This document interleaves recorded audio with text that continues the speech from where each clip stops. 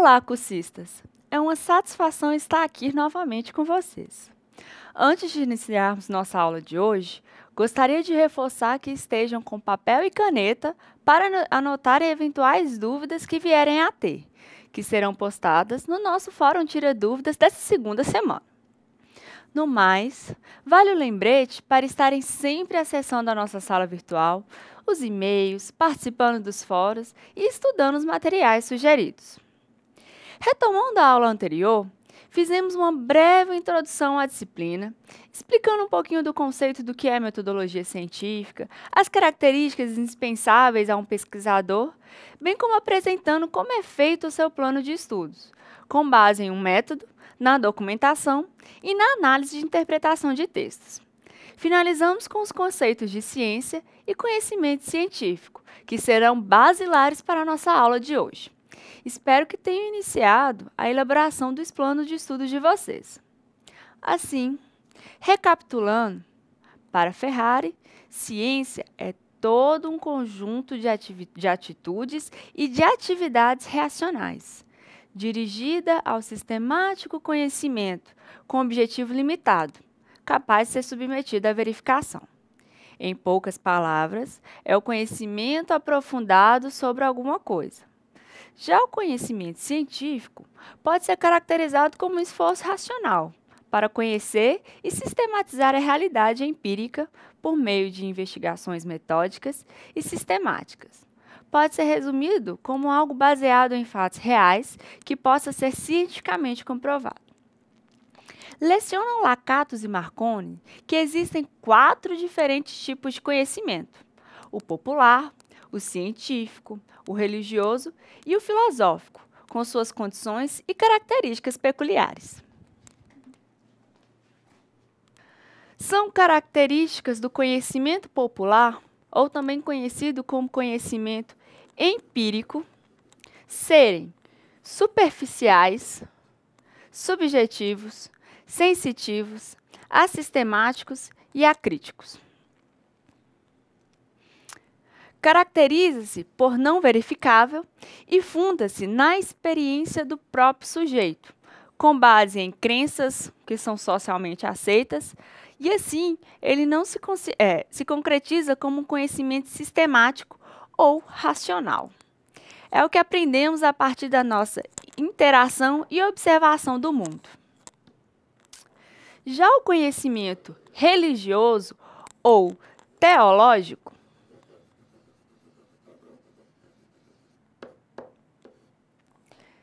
é considerado infalível. Não se apoia em evidências empiricamente verificáveis, mesmo sendo sistemático. Se fundamenta no dogma e a sua verdade é expressa por meio da revelação ao invés da razão. Ou seja, é baseado na fé religiosa, acreditando que ela detém a verdade absoluta.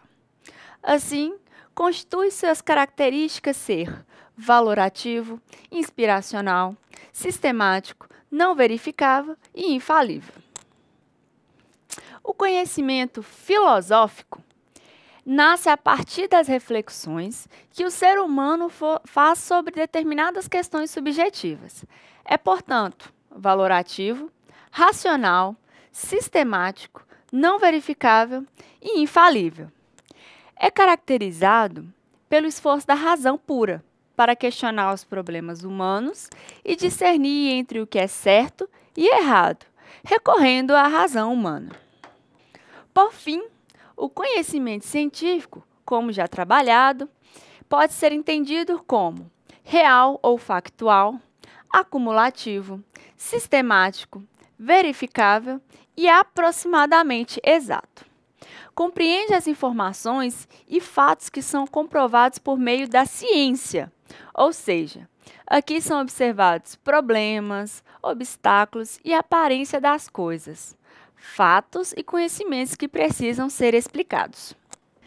Dessa forma, como ensina René Biroche, o conhecimento científico não é melhor que nenhum outro conhecimento do ponto de vista do seu valor, Mas, inegavelmente, devemos reconhecer que as sociedades ocidentais, ao longo da história, têm privilegiado esse tipo de conhecimento e divisão de mundo em detrimento de outros. Ou seja, ele entende que o conhecimento científico não é melhor ou mais confiável do que qualquer um outro, o popular, o filosófico ou religioso. Para ele, o contexto histórico facilitou muito para que fosse privilegiado e tivesse mais impacto na vida das pessoas. A ciência, como já foi mencionado, é o conhecimento aprofundado sobre determinada coisa. Podem ser classificadas em formais e factuais. A ciência formal pretende propor regras gerais, sem uma finalidade última de explicar ou propor soluções para os fenômenos empíricos. Baseia-se na lógica formal e na matemática. As ciências formais podem ser divididas em lógica e em matemática.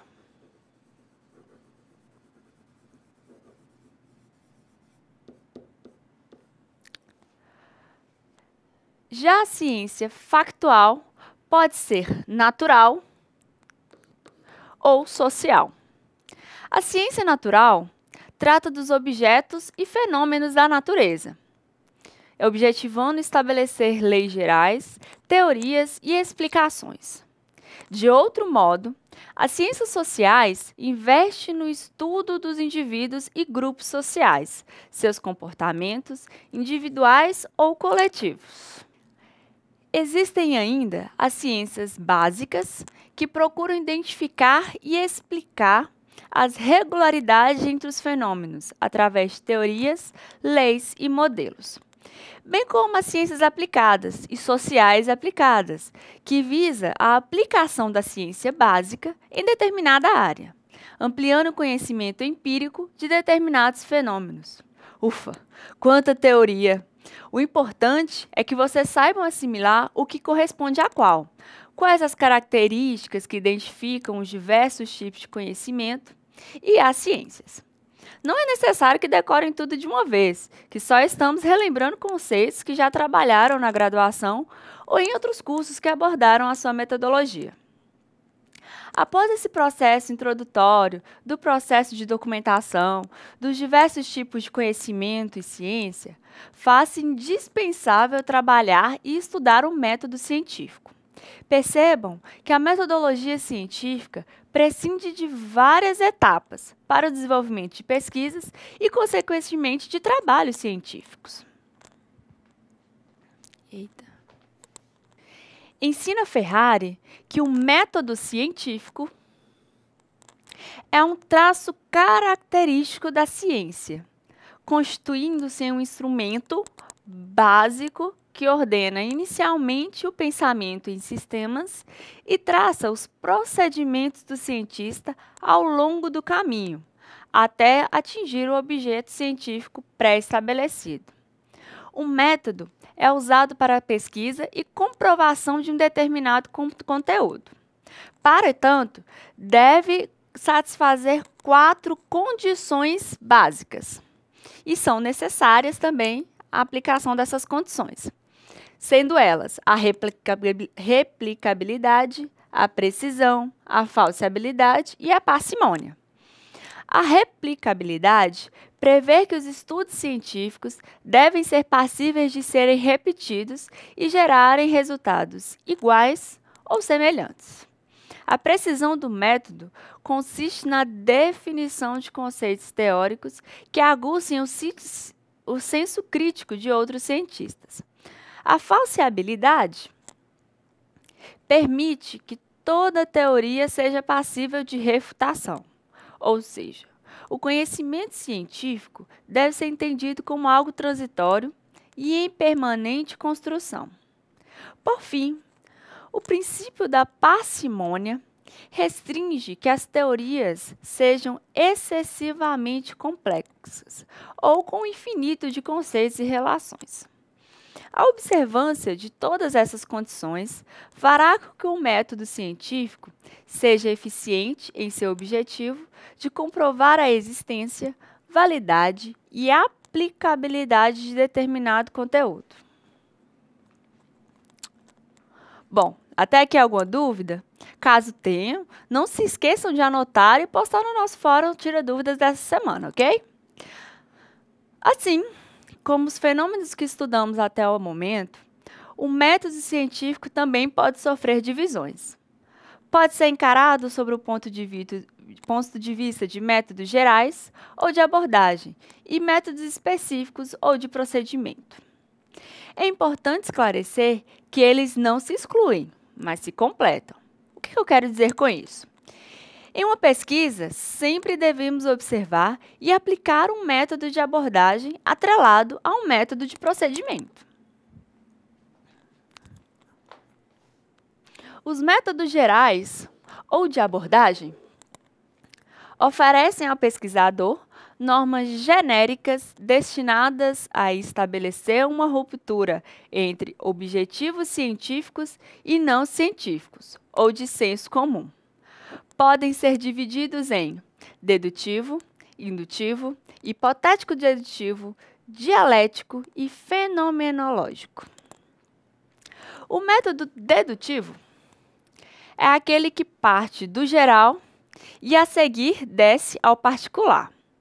A partir desses princípios, leis ou teorias consideradas verdadeiras e indiscutíveis prediz a ocorrência de casos particulares com base na lógica. Usa o silogismo para a construção lógica, para a partir de duas premissas, retirar uma terceira, logicamente correspondente das duas primeiras, denominada de conclusão. Como exemplo, temos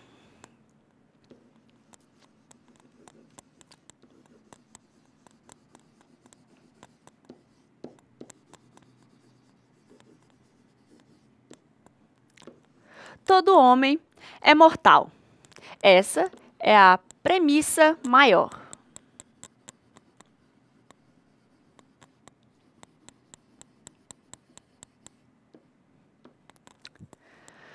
Pedro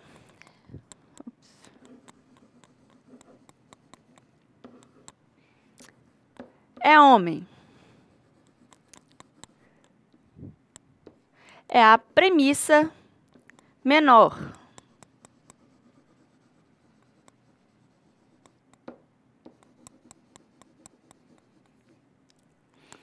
Logo,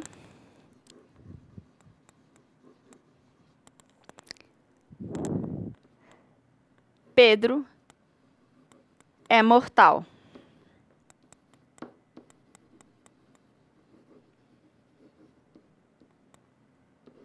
É a conclusão.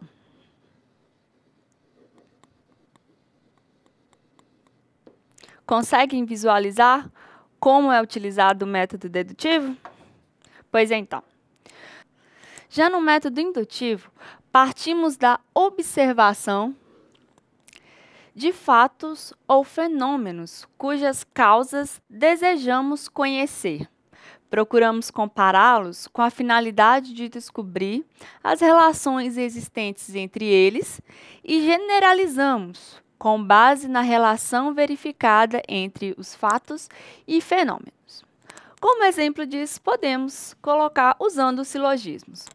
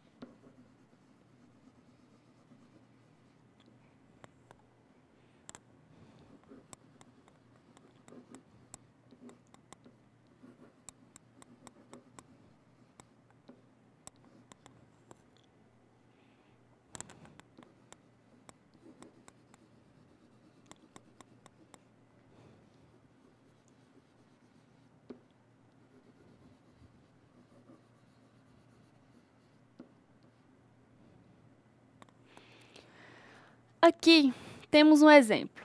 Lucas é mortal, Marco é mortal. Então, ora, Lucas e Marco são homens, logo todos os homens são mortais.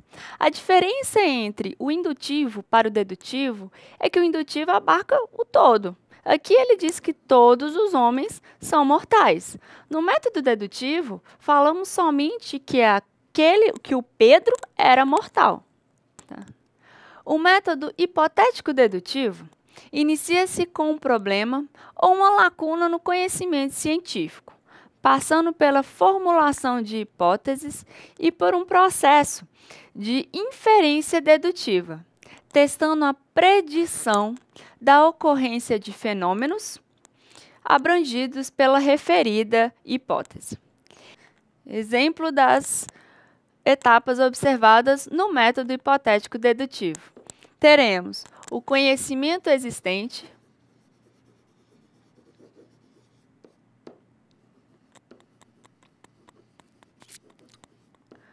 com o conhecimento existente, teremos um modelo teórico,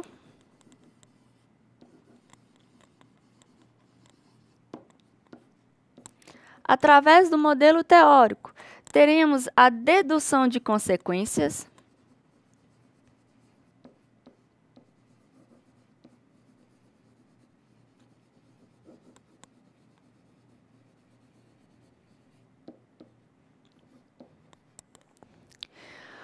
testaremos as hipóteses trazidas,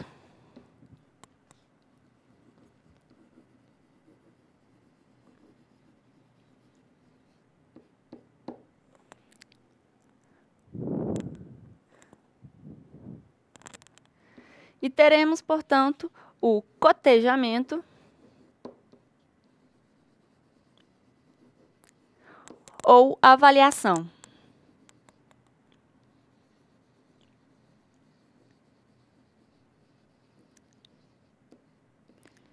A avaliação pode ser rejeitada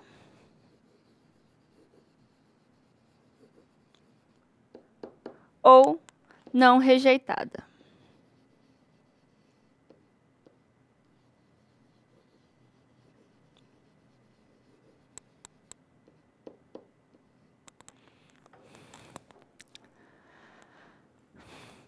Para o método dialético,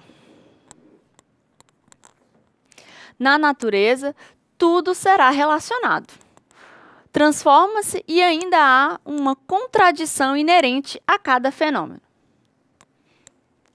O fim de um processo é sempre o começo de outro. Privilegia as mudanças qualitativas. Então, o método dialético trabalha a qualitatividade.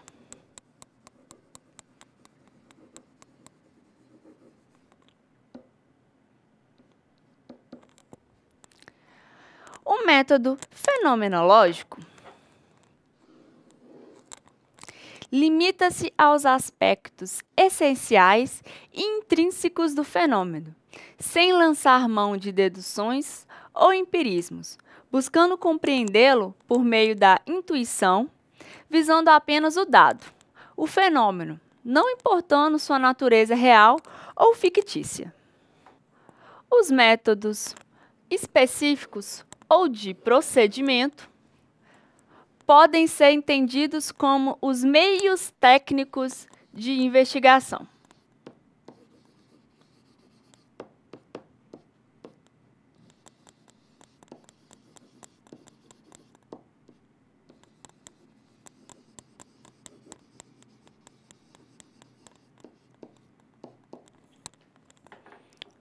Ou seja, eles estão relacionados com os procedimentos técnicos a serem seguidos pelo pesquisador dentro de determinada área de conhecimento. Neste caso, o método ou os métodos escolhidos determinarão os procedimentos a serem utilizados, tanto na coleta de dados e informações quanto na análise. Aqui, é possível a escolha de mais de um método dentro de uma mesma pesquisa. Então, os métodos específicos ou de procedimento estarão sempre em mais de uma forma.